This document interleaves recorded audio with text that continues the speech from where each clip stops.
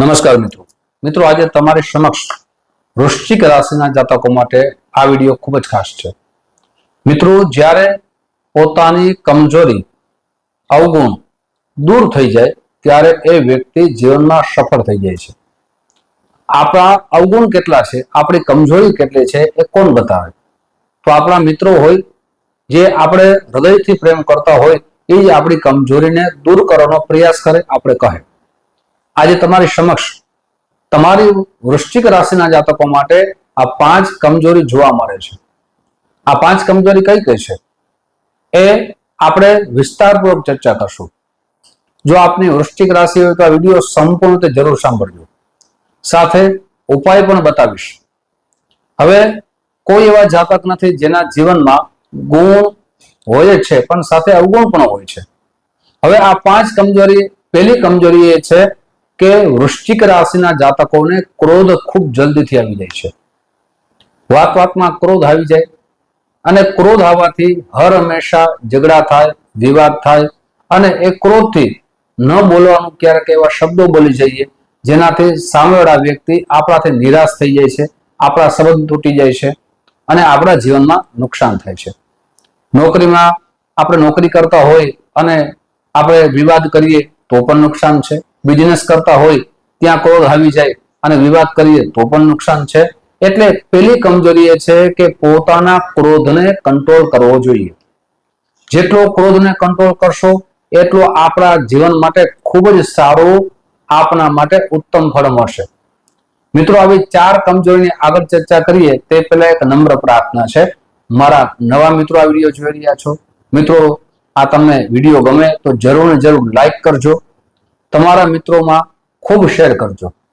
તમે સાચા મિત્રો ત્યારે જ ગણાવો જ્યારે તમે એની કમજોરી અને અવગુણ કહો અને એ દૂર કરે અને આગળ જાય, તમને ખુશી મળે। મિત્રો આ ફેસબુકના માધ્યમથી જોતા હો તો અમારા આ પેજને ફોલો કરી લેજો, આ વિડીયો શેર અવશ્ય કરજો। મિત્રો બીજી કમજોરી એ જોવા મળે છે કે શંકાશીલ સ્વભાવના પણ હોય છે। કોઈ વ્યક્તિના લગ્ન થઈ ગયા અને લગ્ન પછી એ મોટો ભરોસો અને પ્રેમ છે, એના વિશ્વાસ છે, એમનું લગ્ન જીવન સુખી થાય। જો લગ્ન જીવનમાં શંકા ઉત્પન્ન થાય અને અવિશ્વાસ ઉત્પન્ન થાય તો એનું લગ્ન જીવન સુખી થતું નથી। સાથે શંકાશીલ કોઈ પણ પ્રકારની શંકા હોય એનું સમાધાન તો એ પતિ પત્ની જ કરી શકે, એ મિત્રો જ કરી શકે। એટલે એ શંકાશીલ સ્વભાવ પણ દૂર અવશ્ય કરવો જોઈએ અને ખૂબ વિશ્વાસ રાખવો જોઈએ, તો જ એમના જીવનમાં સુખની પ્રાપ્તિ થઈ શકે છે। ત્રીજું છે કોઈ પણ કાર્ય જલ્દીથી કરે છે। જલ્દબાજી કરવાથી પણ કાર્ય હર હંમેશા બગડે છે। પછી બિઝનેસ હોય અથવા કોઈ નાના નિર્ણય હોય, મોટા નિર્ણય કરવાનો હોય, અથવા ઘણી વખત એવું પણ જોવામાં આવે કે ઘણા બધા વ્યક્તિઓ જે કાર્ય કરતા હોય કાર્યમાં આપણે આગળ થઈ જઈએ તો પણ એ કાર્યમાં સફળ ન થઈએ, જલ્દબાજી કરીએ તો કાર્ય હંમેશા સફળતા મળતી નથી, તો તે પણ અવશ્ય દૂર કરવી જોઈએ।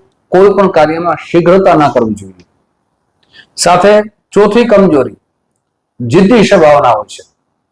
પોતે અસત્ય હોવા છતાં માની લે છે કે હું ખોટો છું, છતાં એ જીદ છોડતા નથી।